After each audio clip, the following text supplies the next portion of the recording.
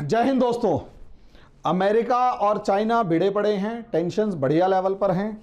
हालात ये हैं कि कभी भी किसी भी तरीके से टेंशन्स क्रिएट हो सकती हैं और पूरी दुनिया कयास लगा रही है कि क्या होगा क्या नहीं। और ऐसे में G7 समिट होता है और उस G7 समिट के अंदर दोस्तों इस समय पर सिचुएशन ये क्रिएट हो रही है G7 समिट के अंदर कि आगे बढ़ पाएंगे या नहीं, या दुनिया जो है वो चाइना को कैसे काउंटर करेगी। और हालात तो यहाँ तक आ गए कि अब जब काउंटर हो रहा था या डिस्कशंस हो रही थी तो अमेरिका जो जिस समय G7 की चाइना के बारे में डिस्कशंस हो रही थी उस पूरे इलाके का इंटरनेट बंद कर दिया कि वहाँ से कोई एक शब्द भी बाहर ना जा पाए। तो आप सोच सकते हैं हालात किस तरीके से हो। अब टॉपिक को शुरू इसी के ऊपर करने जा रहा हूं कि उसमें जो मास्टर प्लान बनाया गया वो कामयाब होगा या नहीं होगा। लेकिन उससे पहले छोटा सा इंफॉर्मेशन देनी है दोस्तों कि कोरोना पीरियड चल रहा है। इस कोरोना पीरियड के अंदर हालात ये हैं दोस्तों इस टाइम पर कि भले ही सेकेंड वेव खत्म होती हुई नजर आ रही हो, दिल्ली के अंदर सबसे कम केसेस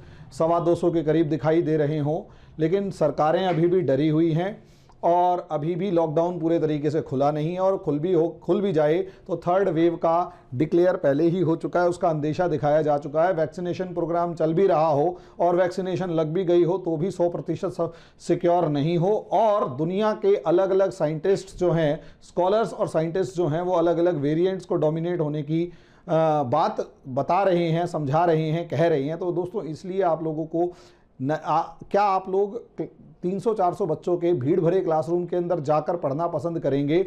मुझे ऐसा लगता है कि ये जल्दी से पॉसिबल नहीं होगा, या बच्चे जो हैं वो जल्दी से इस चीज़ को एग्री नहीं कर पाएंगे। इसी वजह से हम लोगों ने आप लोगों के लिए घर में बैठे ही ऑनलाइन NCERT का कंसेप्टर बैच लॉन्च किया है। इसमें क्लासरूम की फीलिंग के साथ आप प्रिपेयर कर पाएंगे, पढ़ पाएंगे, समझे? तो आप हमारे इस NCERT के बैच को जल्दी से जल्दी ज्वाइन कीजिए। अगले हफ्ते वो स्टार्ट होने वाला है और नीचे दिए गए नंबर्स पर कॉल कीजिए। फीस हमने बहुत ज़्यादा नहीं रखी है, फीस 500 रुपीज़ पर मंथ है। इस 500 रुपीज़ पर मंथ की ये इसलिए रखी है क्योंकि मैं ये मानकर चल रहा हूँ कि इस कोरोना ने बहुत सारे लोगों की इकोनॉमिक कंडीशंस को बुरी तरह प्रभावित किया होगा। ऐसी सिचुएशन के अंदर दोस्तों कोई बच्चा पढ़ाई से पीछे ना रह जाए, तो ऐसे में उनके लिए भी सहूलियत हो जाए, उनकी पॉकेट पे बहुत ज़्यादा असर ना पड़े और हमारा बेसिक खर्चा निकल जाए, इसलिए हमने NCERT का कोर्स लॉन्च किया है। अब दोस्तों आ जाते हैं चाइना और अमेरिका के ऊपर। खूब ज़बरदस्त लेवल पर शोर मचा हुआ है और डिस्कशंस हो रहे हैं कि G7 समिट हो रहा है, G7 समिट हो रहा है। और G7 समिट के अंदर इंटरनेशनल मीडिया में, या यूं कहें अमेरिका ने एक मास्टर स्ट्रोक टाइप में खेला है और उस मास्टर स्ट्रोक के अंदर ये बताया जा रहा है कि चाइना को काउंटर करने के लिए अमेरिका ने चाइना को इकोनॉमिकली कमजोर करने के लिए अमेरिका ने एक प्लान बनाया है और उस प्लान का नाम दिया गया B3W, बिल्ड बैक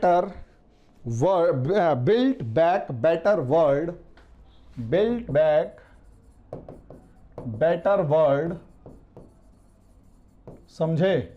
यानी जो कोरोना पीरियड ने दुनिया को बर्बाद किया है, उस कोविड-19 ने जो दुनिया को बर्बाद किया है उससे दोबारा दुनिया को उभारेंगे। और इसके लिए B3W प्लान लाया गया और ये प्लान ज़्यादा नहीं, $40 ट्रिलियन का प्लान है। बड़ा जोर शोर से इसको उठाया गया है। इसमें कहा गया कि जो गरीब देश हैं उनको बेटर इंफ्रास्ट्रक्चर प्रोवाइड किया जाएगा, उनको क्या नाम है एनवायरनमेंट का प्रोटेक्शन दिया जाएगा, हेल्थ, डिजिटल टेक्नोलॉजी प्रोवाइड की जाएगी। और सबसे बड़ी बात, asked all developed countries to come together, all developed countries to come together, countries to come together, कि भाई असलियत में चीन के खिलाफ आप एक साथ आ जाओ। तो सवाल यहीं से उभरता है कि ये जो $40 ट्रिलियन का प्लान है ये किसके लिए चैलेंज है? तो क्वेश्चन है कि चाइना ने जो $1 ट्रिलियन के आसपास का प्लान बना रखा है बेल्ट एंड रोड इनिशिएटिव का, उसी को काउंटर करने के लिए ये प्लान है। अब यहाँ से सवाल उठता है कि असलियत में B3W प्लान में कैसे काम किया जाएगा। तो दोस्तों आंसर ये है कि इस B3W प्लान के अंदर, इस B3W प्लान के अंदर कहीं ना कहीं टेक्नोलॉजी को जो अभी तक चाइना के अंदर कंसंट्रेटेड है उसे दुनिया के दूसरे देशों में ट्रांसफर किया जाएगा।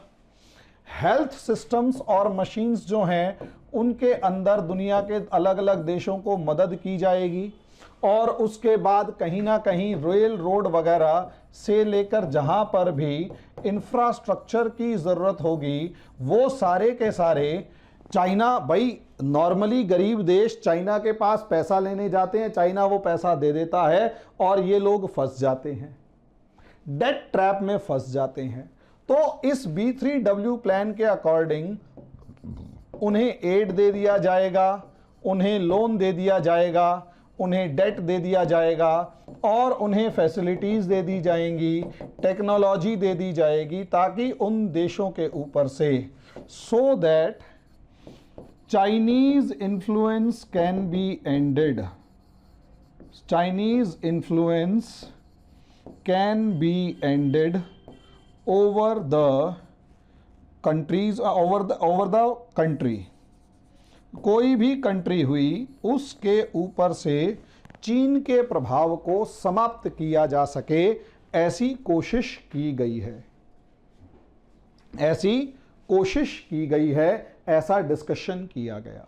जब चीन के प्रभाव को कोशिश की गई तो ऐसे में दिखने में ये बहुत अच्छा है, क्योंकि आज के दिन कोरोना वगैरह की वजह से भी देखेंगे तो चीन इस दुनिया में विलन है, और इस प्लान को देखने से लगता है कि अब पैसा दुनिया के हर देश के पास होगा, वो अपने देश में डेवलपमेंट करेगा, सब कुछ होगा। और उससे ज़्यादा मज़े की बात यह है कि चाइना के अकेले, भाई पहले लोन देने के लिए सिर्फ और सिर्फ चाइना होता था, अब वो लोन देने के लिए चाइना का अल्टरनेट खड़ा होगा। दुनिया के जो देश हैं वो काफ़ी खुश होते हुए नजर आएंगे। लेकिन क्या ये इतना ज़्यादा सुहाना है जितना हमें लग रहा है? क्या ये इतना ही सुहाना है जितना हमें लग रहा है? तो दोस्तों असलियत में यहाँ पर समझ लीजिए, इसकी सबसे बड़ा फ्लॉ यही है कि ये $40 ट्रिलियन है, ह्यूज ह्यूज ह्यूज अमाउंट। अब ये बहुत बहुत बहुत ज्यादा बड़ा अमाउंट है।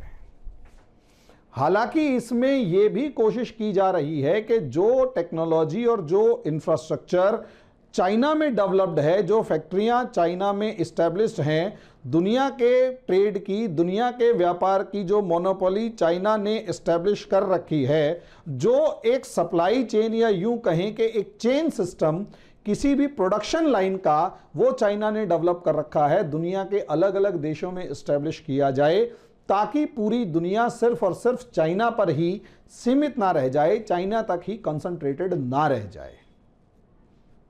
सुनने में बड़ा अच्छा है, देखने में बड़ा अच्छा है, प्लान करने में बड़ा अच्छा है, लेकिन इसका सबसे बड़ा फ्लॉ ये है, सबसे बड़ी कमी ये है कि भैया ये जो ह्यूज ह्यूज ह्यूज अमाउंट है, इसे अमेरिका अकेले देगा, इसे अमेरिका अकेले देगा, या इसके नीचे लिखी हुई इस लाइन में कोई बात छुपी है जिसमें अमेरिका ये कह रहा है कि जितनी भी डेवलप्ड कंट्रीज हैं वो सारे इकट्ठे आ जाओ और मिलके चाइना को काउंटर करो। ऐसे में दिखाई दे रहा है कि China is asking for help, asking for help, कि आप मेरी मदद करो अगेंस्ट चाइना। अब ऐसे में आस्किंग फॉर हेल्प यानी मदद मांग रहा है, तो सवाल यहां से उठता है कि कौन कौन मदद करेगा।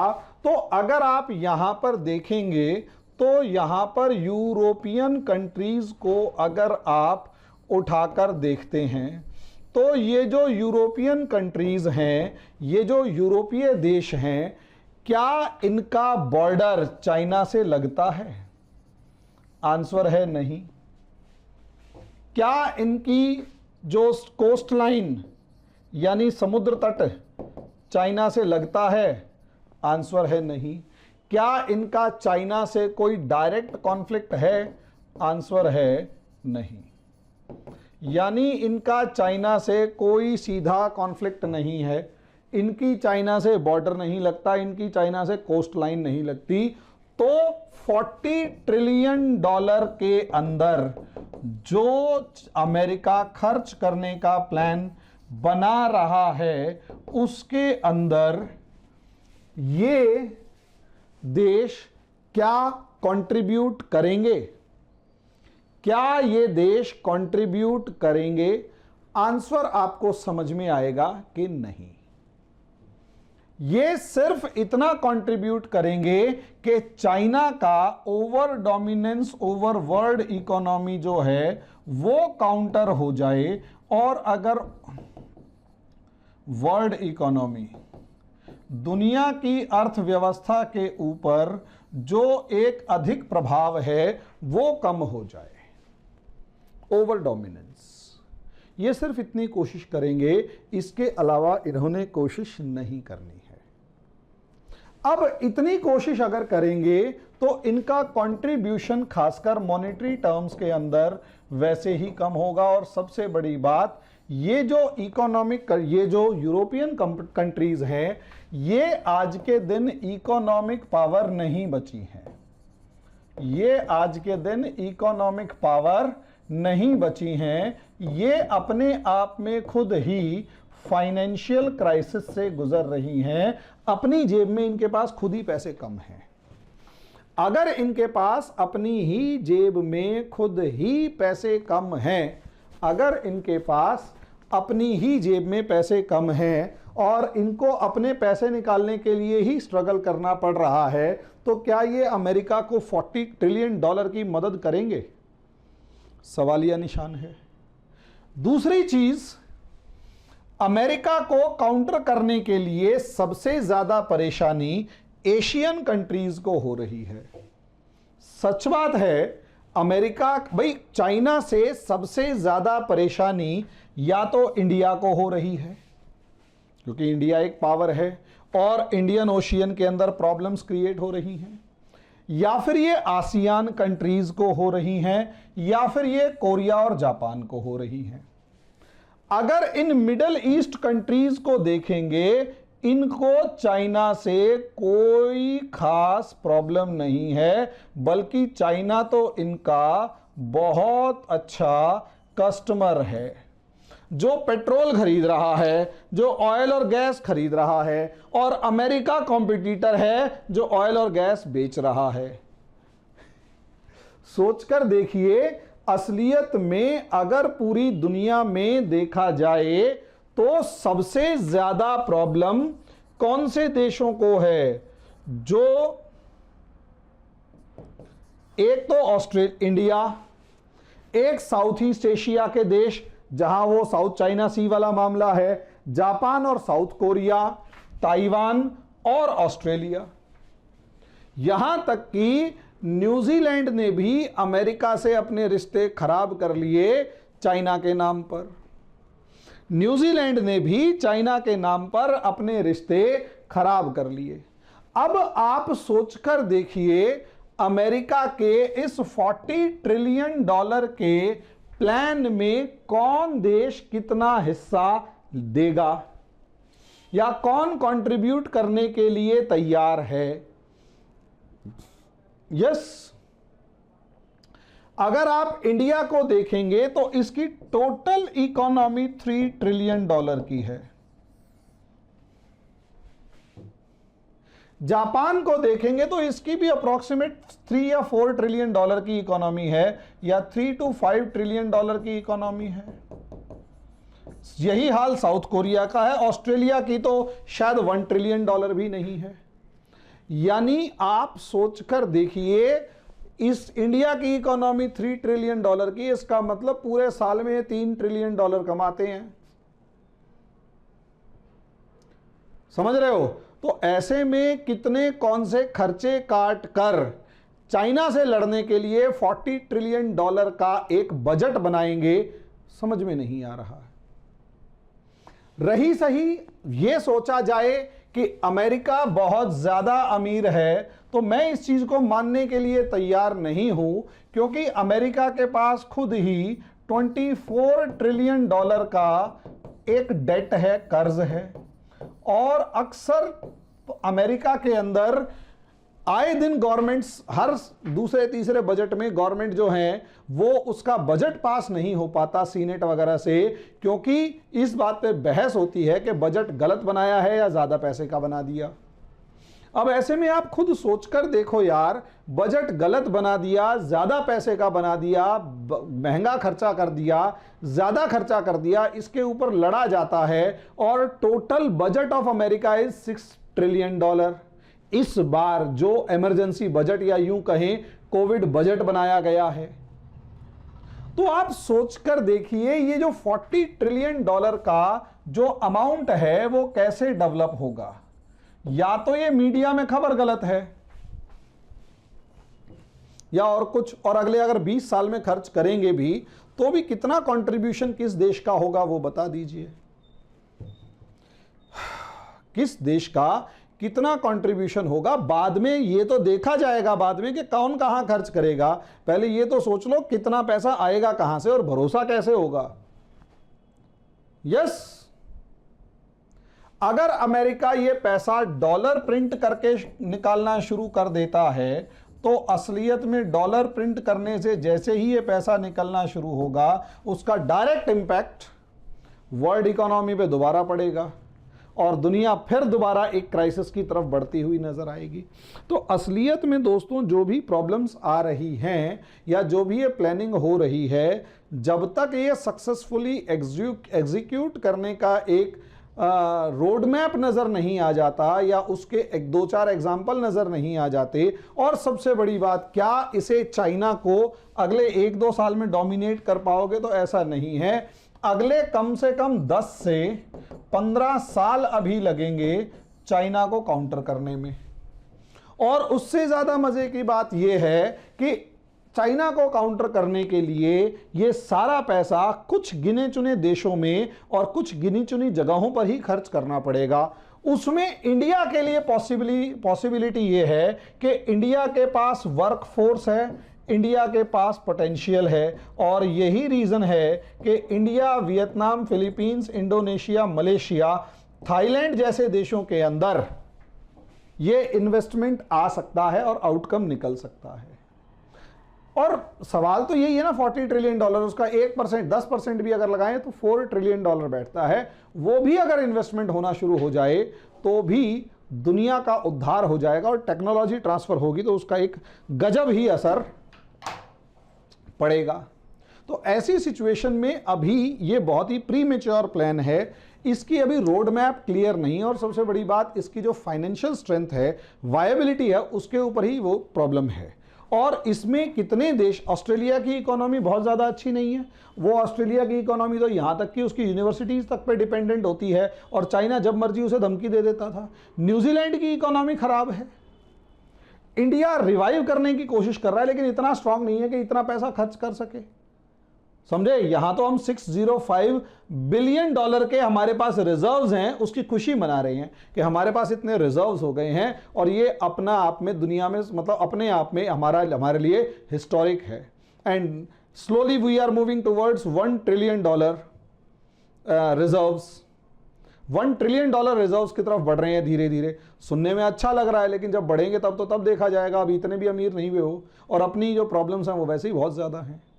तो इसके ऊपर दोस्तों अभी डिस्कशन होगी, डिबेट होगी, और जैसा भी होगा इसके ऊपर धीरे धीरे आगे बढ़ के हम डिस्कशन करते रहेंगे, ठीक है। लेकिन बहुत ज़्यादा सा कामयाब तभी होता हुआ नजर आएगा, इसमें बहुत ज़्यादा नेगेटिविटी लेके बैठा हुआ नहीं हूं।